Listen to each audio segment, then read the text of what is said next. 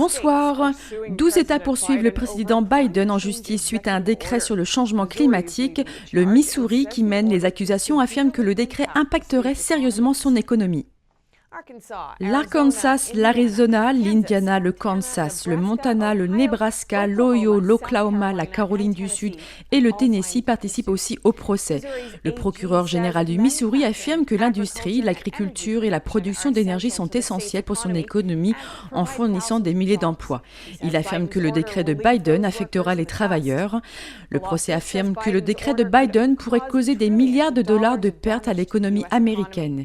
Il dit aussi que le décret menace la séparation des pouvoirs selon la Constitution. Le risque est de voir le pouvoir fédéral s'immiscer dans tous les aspects de la vie des Américains, de leurs voitures, de leurs réfrigérateurs et de leurs maisons, à leurs factures d'épicerie et d'électricité. La Maison-Blanche a affirmé que le décret sert à protéger la santé publique, l'environnement et les trésors nationaux. Les pro-life Evangelicals for Biden indiquent au président qu'ils sentent avoir été exploités et trahis. Le groupe pro-life a déclaré qu'il soutenait publiquement la candidature de Biden, à condition qu'il dialogue avec eux sur les questions relatives à l'avortement, en particulier l'amendement Hyde. Cet amendement empêche que les fonds publics soient consacrés à des services d'avortement, mais il est maintenant exclu du programme d'aide de Covid. Les pro-life Evangelicals for Biden disent qu'ils se sentent exploités et trahis. Ils ont envoyé la lettre suivante au président dimanche. « Nous sommes très déçus par l'exclusion de l'amendement Hyde du programme d'aide Covid-19, une politique bipartie de longue date qui empêche le financement de l'avortement par les contribuables. Nous sommes encore plus déçus que l'administration Biden soutienne ce projet de loi. Leur lettre a suscité des réponses antipathiques de la part de plusieurs conservateurs religieux, parmi eux la militante pro-life Lila Rose. Elle a déclaré sur Twitter « Il était extrêmement naïf de leur faire confiance », en référence à l'administration, et elle a qualifié de Biden de maître de la tromperie. NTD a rencontré Rose le mois dernier.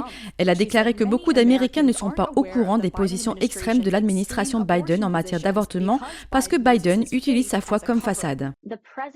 Le président utilise la religion chrétienne comme façade pour ses politiques extrêmes et sa promotion de l'avortement, et c'est tout simplement la pire forme de mensonge. Le mois dernier, il a été demandé à l'attaché de presse Jen Psaki si la Maison-Blanche pouvait garantir aux Américains, défenseurs de la vie, que les fonds publics n'iraient pas à l'avortement par le biais du programme d'aide. Comme je viens de le souligner, les 3/4 de la population soutiennent les éléments du plan, veulent voir la pandémie se maîtriser, veulent voir les gens se remettre au travail, les vaccins dans les mains. Donc je pense que cela répond à votre question. Nous allons passer à autre chose. Selon un sondage du 27 janvier, 58% des Américains interrogés s'opposent aux avortements financés par les contribuables américains. L'organisation pro-life Evangelicals for Biden exhorte Biden à honorer son engagement envers eux et à exiger immédiatement que la Chambre applique l'amendement Hyde au plan d'aide. Un shérif du Texas affirme que l'administration Biden fait quelque chose qui n'a jamais été fait auparavant dans l'histoire des États-Unis. Il s'agit de contacter les demandeurs d'asile déboutés et de les encourager à renouveler leurs demandes. Selon le shérif texan, A.J. Louderback, la frontière sud des États-Unis est actuellement plus ouverte que jamais dans l'histoire des États-Unis. Il affirme que les nouvelles politiques de l'administration Biden envoient au monde entier le message que nos frontières sont ouvertes. Il affirme que les Américains devront en payer le prix. En outre, Louderback affirme que l'administration actuelle prend des mesures sans précédent en ce qui concerne les demandeurs d'asile.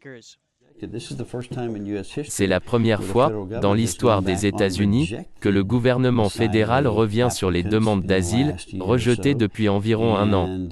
Et il leur tend la main, pour les ramener aux États-Unis, et leur permettre de présenter une nouvelle demande. Encore une fois, pour le statut d'asile sous l'administration Biden.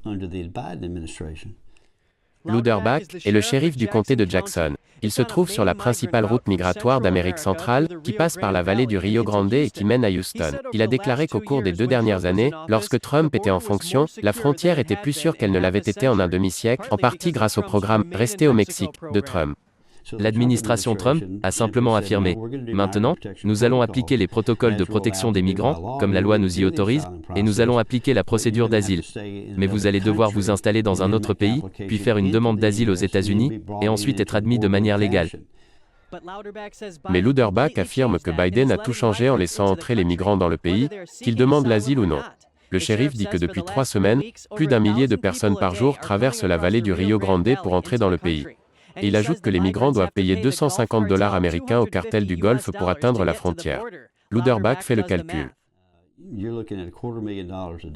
Il s'agit d'un $250 000 par jour, qui vient financer le cartel pour sa future violence, et pour augmenter à l'avenir toutes les choses criminelles qui se passent ici au Texas, aux États-Unis. Donc, fondamentalement, vous savez, ce que nous avons fait, c'est promouvoir cela, et nous permettons au cartel de se financer, de s'enrichir aux dépens de ces personnes.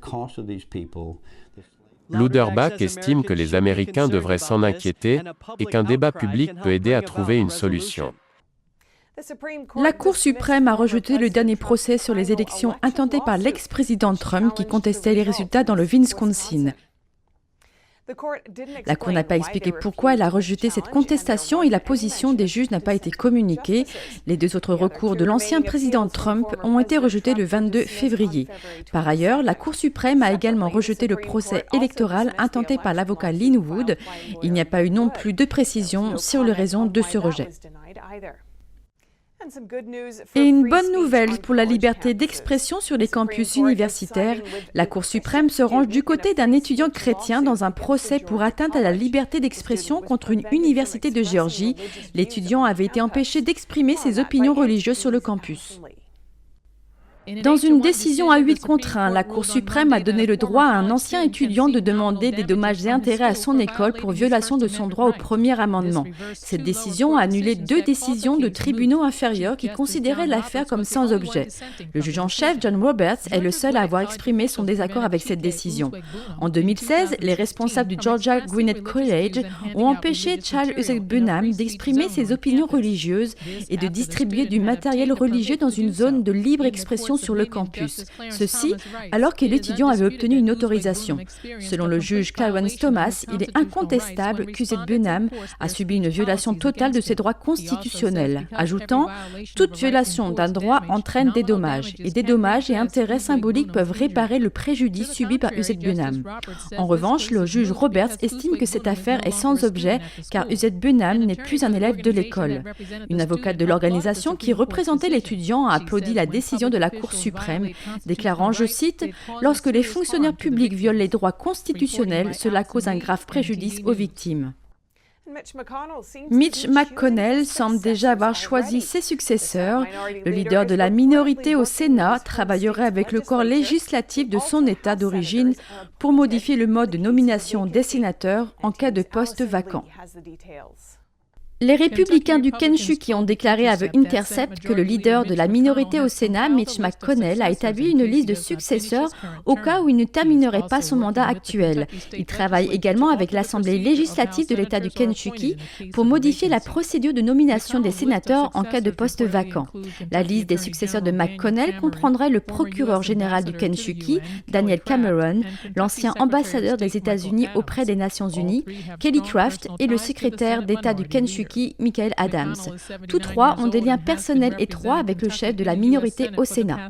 McConnell est âgé de 79 ans et représente le Kentucky au Sénat américain depuis 36 ans. Selon la loi du Kentucky, le gouverneur a le pouvoir de nommer un sénateur en cas de poste vacant. Si McConnell devait quitter le Sénat au cours de son mandat actuel, le gouverneur démocrate du Kentucky choisirait son successeur.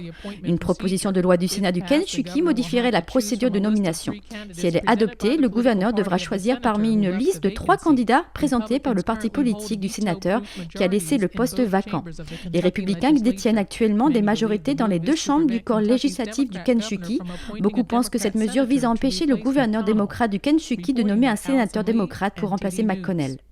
Le président Biden souhaite faciliter le processus de vote. Il a signé un décret dimanche qui modifie la façon dont le gouvernement fédéral gère les élections.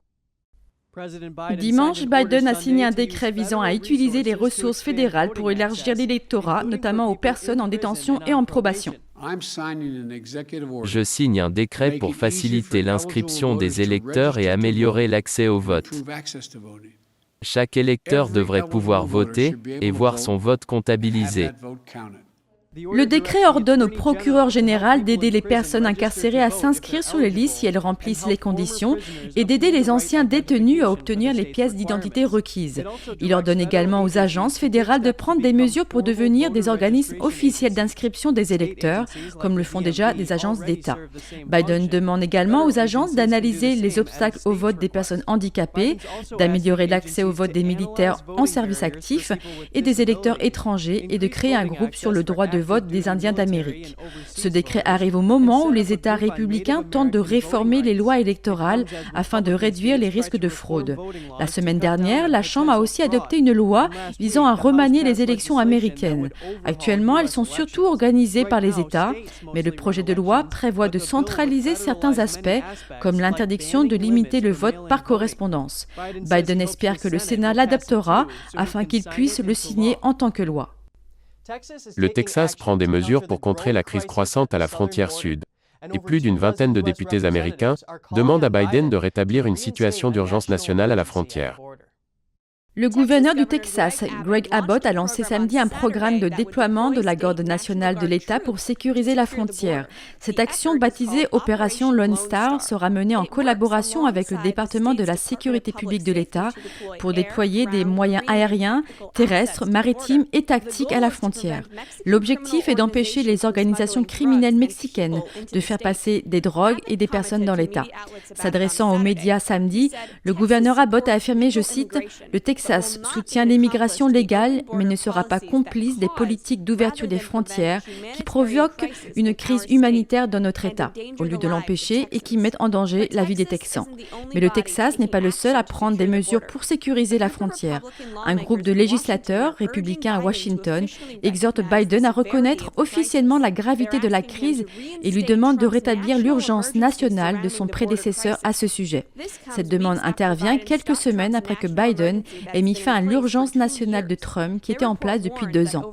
Le rapport avertit que plus de 100 000 enfants sont non accompagnés pourront traverser la frontière cette année et qu'ils voyageront parmi les trafiquants d'êtres humains et de drogue. De plus, le député démocrate du Texas, Henry Cuellar, dont le district se trouve le long de la frontière, a lui aussi récemment averti que si le gouvernement fédéral ne prenait pas rapidement des mesures, on assistera à une crise humanitaire dans quelques semaines, voire quelques jours. Cuellar a parlé à Fox News samedi, affirmant que la Maison-Blanche retient délibérément les données sur les migrants qui sont libérés. Il a déclaré que les migrants sont emmenés de McAllen à Laredo pour y être enregistrés puis relâchés à une station de bus. Il a dit qu'il a déjà vu cela auparavant. La Maison-Blanche n'a pas répondu à notre demande de commentaires à ce sujet. L'ancien président Trump envoie une lettre demandant que les groupes républicains cessent d'utiliser son nom et son image pour collecter des fonds. Il demande à ses sympathisants de faire plutôt des dons à sa propre campagne et au comité d'action politique. Trump a envoyé la semaine dernière des lettres au comité national républicain et à d'autres groupes républicains chargés de collecter des fonds. Ces organisations utilisent son nom pour collecter de l'argent. Quand les groupes sous contrôle de Trump reçoivent directement de l'argent, c'est lui qui décide comment le dépenser. Rich Barris dirige le Big Data Poll. Il dit que Trump a collecté beaucoup d'argent pour les républicains. Mais les gens qui soutiennent Trump sont en colère contre la façon dont le comité national républicain a décidé de le dépenser. Il dit que la décision de Trump lui donne un moyen de pression pour dépenser en faveur des candidats qu'il veut soutenir et enlève ce pouvoir au comité. Barris pense que la popularité de Trump et ses capacités à collecter des fonds vont rendre difficile la collecte de fonds par les groupes républicains traditionnels. Les candidats que Trump ne soutient pas auront alors du mal à payer leur campagne. George Santos est un républicain qui se présente au Congrès à New York. Il a déclaré à Epoch Times que le fait de contourner le comité pour la collecte de fonds envoie le message qu'ils ont besoin de Trump, plus qu'ils ne le pensent. Selon Santos, Trump est plus puissant que le parti ne l'est actuellement. Trump indique qu'il ne veut pas créer un troisième parti, il prévoit plutôt d'utiliser sa popularité pour influencer le parti républicain. Les autorités autrichiennes ont bloqué un lot de vaccins d'AstraZeneca. Elles procèdent à une analyse des doses, après qu'une personne soit décédée et qu'une autre soit tombée malade après la vaccination.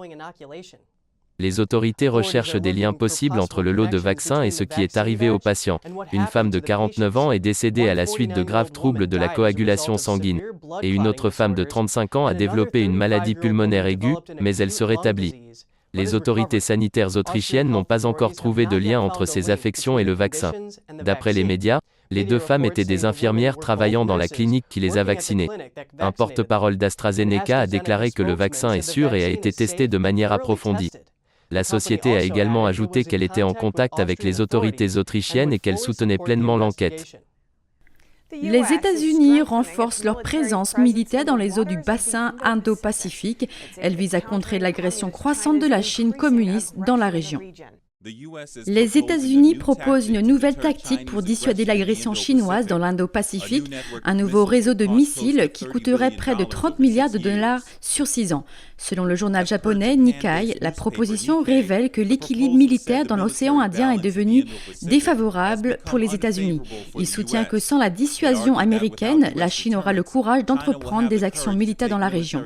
Le chef du commandement Indo-Pacifique des États-Unis, l'amiral Philip Davidson, a averti que le plus grand danger auquel les États-Unis sont confrontés dans la région est une Chine qui est de moins en moins dissuadée.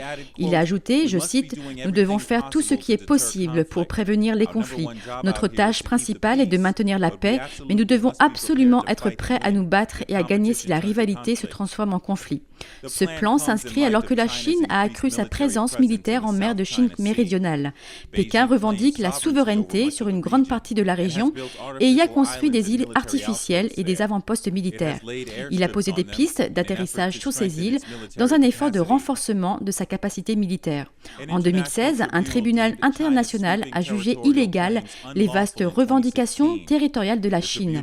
Le tribunal a déclaré que la Chine avait violé le droit international en mettant en danger les navires dans la région, ainsi que la pêche et l'exploration pétrolière. Cette proposition s'inscrit dans le cadre des plans de Pékin visant à augmenter les dépenses militaires.